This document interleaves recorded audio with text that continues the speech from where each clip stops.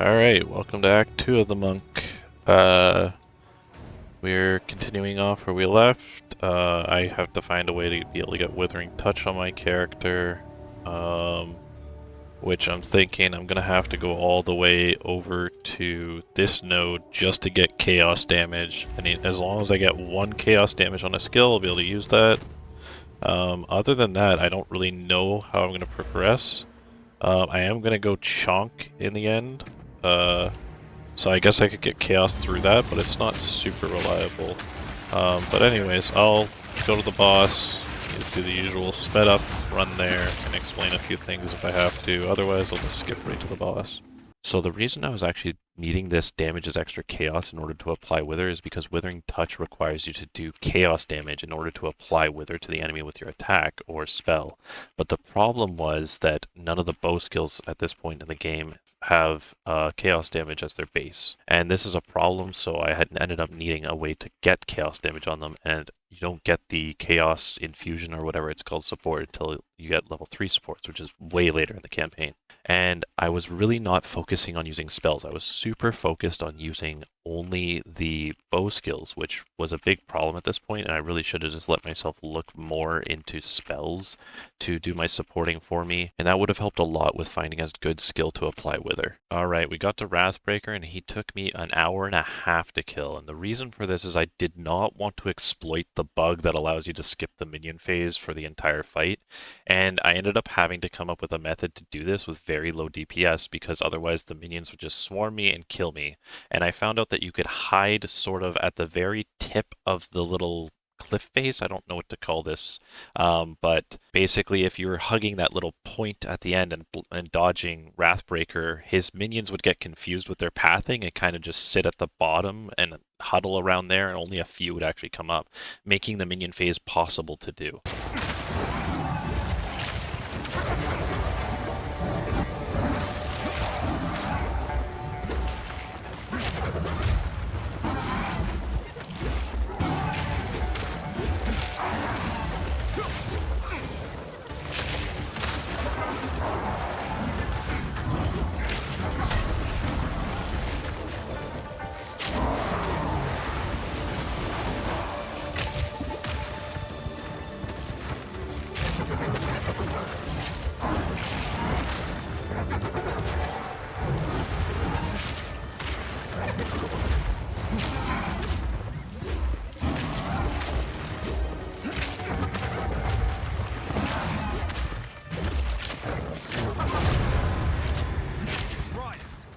Alright, next was Rudja, or Rudja, however you say it, and this boss took me quite a while actually, just because my DPS was so low that the damage over time effects that this boss applies on the ground would just take over all my potions, and I couldn't do it, so I ended up having to grind the area for a while to get the upgraded flask because I forgot to grab it on the way to this boss, and then afterwards I ended up beating it in I think 2 or 3 tries.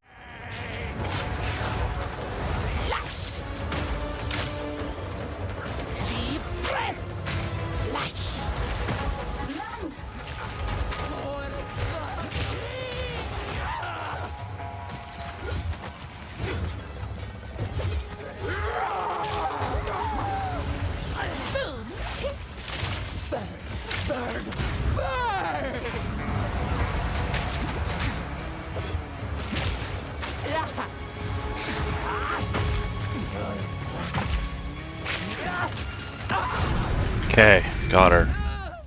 Alright, so I decided to skip past the Ascendancy just like I did on my other characters and do it later because I didn't really need the Ascendancy yet, and it makes the trial and everything else just way easier. So Jamanra himself was the next boss, and it was actually fairly easy. However, the fight is kind of funny on this character because I kind of just stood next to the boss and rolled in place until he died to damage over time, and it took like 5 tries, I'd say.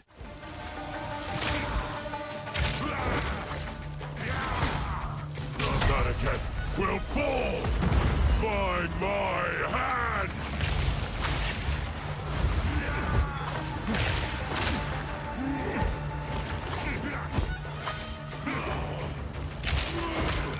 I tried to seek peace, and the Sekhemas disgraced me. Rot in the sand. This This time, we choose war. Okay, it's technically fine that I died. Oh, my leg's not getting We hit. shall Okay. finish this, but not today. Make haste!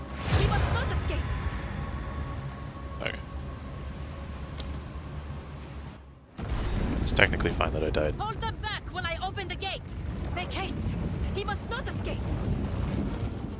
After Jamanra, we moved on to Keth to fight Kebala and get our 2 passive points that she rewards for defeating her. I ended up cheesing this boss a little bit by running away and portaling back to town to refill my flasks, and this was just really to save time and not have to fight this boss multiple times or run around the entire map finding flasks from monsters.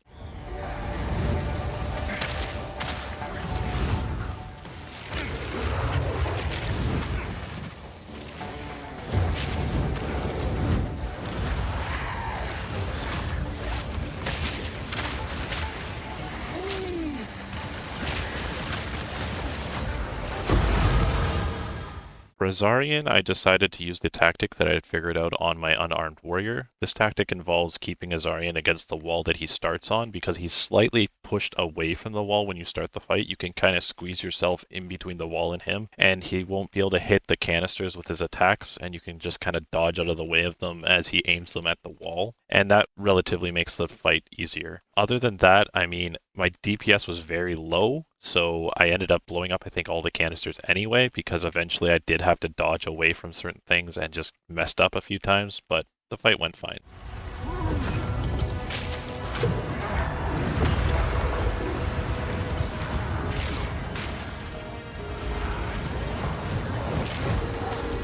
Embrace corruption.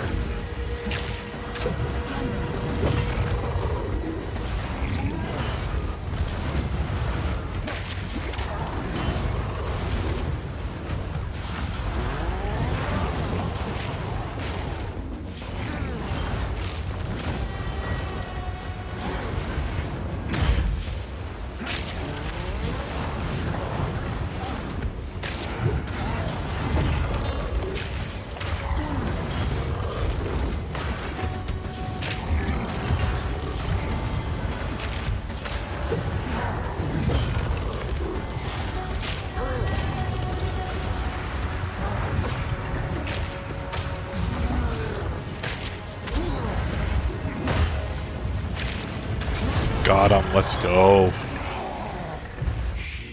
After Azarian, I decided to go back to Trader's Passage in order to kill Balbala and get the Barya token in order to do the Trials of Sekhema and get my Ascendancy finally. The fight was actually way harder than I expected on this character because of my low DPS, but the minions giving you so many flasks due to them being uniques made the fight doable. Hey, face me!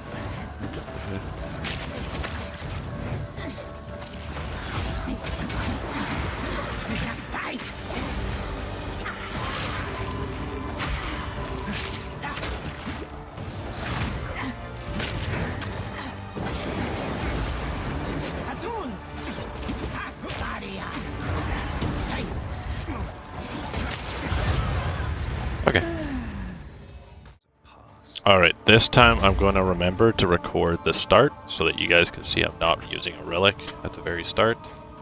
I'm going to accept the relic from her because you have to, and then I will drop it on the floor. I'm so mad about my last one not remembering to record this. So we just drop that on the floor, and we're going to use no relics.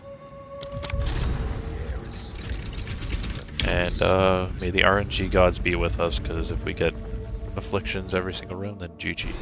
All I can say is that the RNG gods definitely blessed me with this trial because I got so lucky.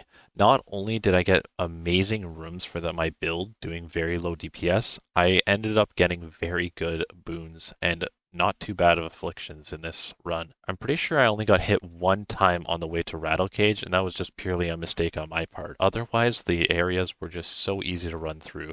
I didn't get a single problematic rare mob or a problematic trap set up for my character. The other thing that was amazing about this trial was that I ended up getting a merchant that gave me my more damage multiplier, and then on top of that, at the very end, right before the boss, I was able to get 3 minor boons for an affliction that did absolutely nothing against me in this trial, and I ended up getting move speed and the monsters have less health, which was just insane. Greetings. Yes! Always onward.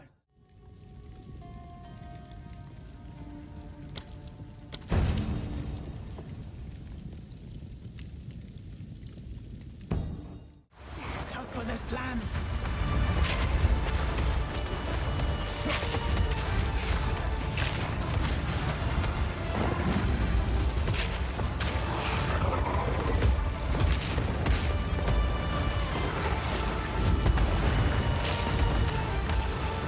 Out for the slam.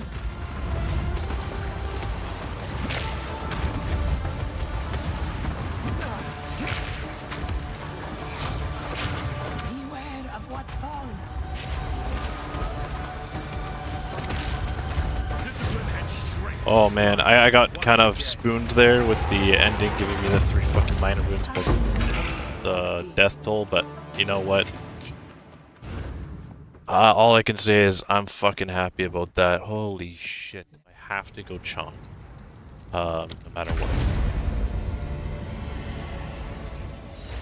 Alright, next we went to the Colossus, and I did a method that I'm now going to coin the deodorizer method, because all I had to do was stand under the Colossus's left armpit the entire time, and I only had to worry about 3 attacks. The 3 attacks were his palm attack against the side of the arena where he sends out some fissures, his attack where he sends a bunch of balls of red fire at you from the edge of the arena as he's moving, and then the one where he plants his sword and beams you. Other than that, I didn't have to worry about any attacks from this boss. The mobs, I guess, I had to worry about a little bit, but I was AoE, so it wasn't really a big problem. And even when he shot out the fireballs, sometimes I could just stay where I was when I was under his armpit, and I would get hit by maybe one of the fireballs, so I actually didn't even have to move sometimes.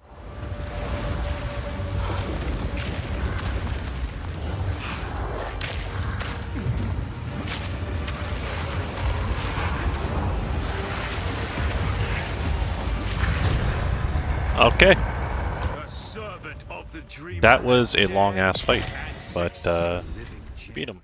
Alright, Iktab and Ekbab. This boss took me quite a while because I kept trying to kill both the bosses at the same time, but eventually I reverted back to doing the method of only fighting the mammoth for a good portion of the fight and getting them quite low, then switching to focusing on the mage so that I could kill the mage just purely by himself and then quickly kill off the mammoth at the end. This is definitely the best method if you need to save your potions and your health the entire fight, because it just makes it so the mage never summons the giant ball of whatever in the middle, and you don't have to worry about dodging it the entire fight. I did actually end up not recording my original kill, and so I had to go back right after I noticed that I didn't record it and do this second recording. So here is me killing it the second time right after I had already defeated it and claimed the horn in town.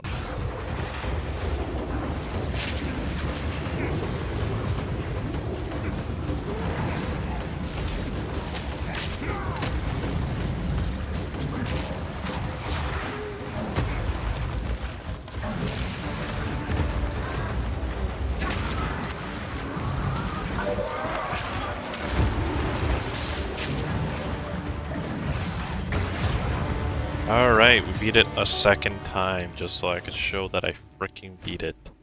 Jesus Christ.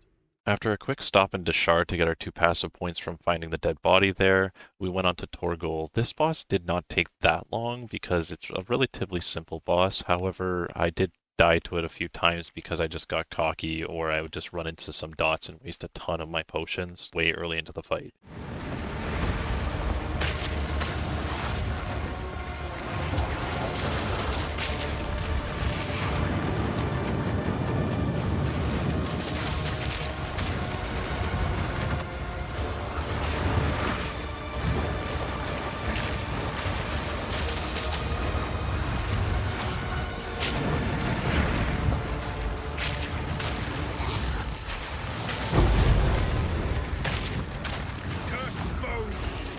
Alright. I can't wait to not have to pick up these freaking purple things to get Wither.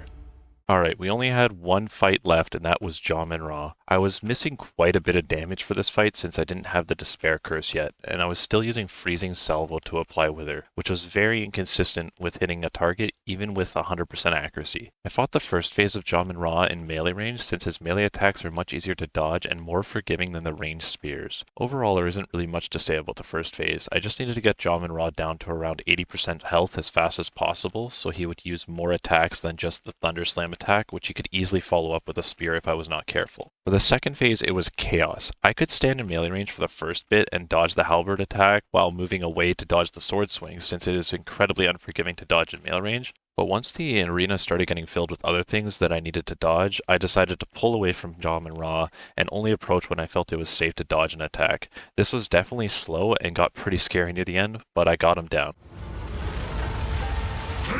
Our hate wins to me.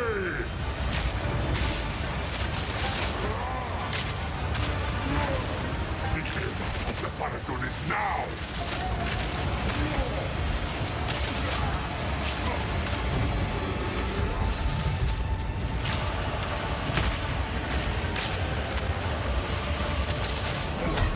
Of hate, you will be forgotten.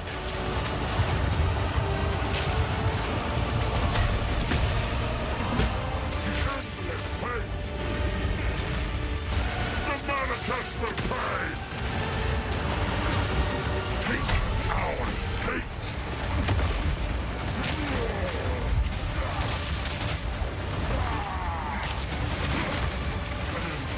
Hate.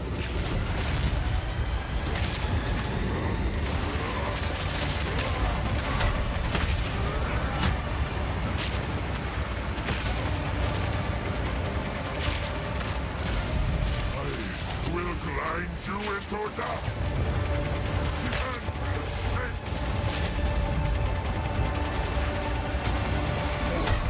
Of hate. The manifest will pay.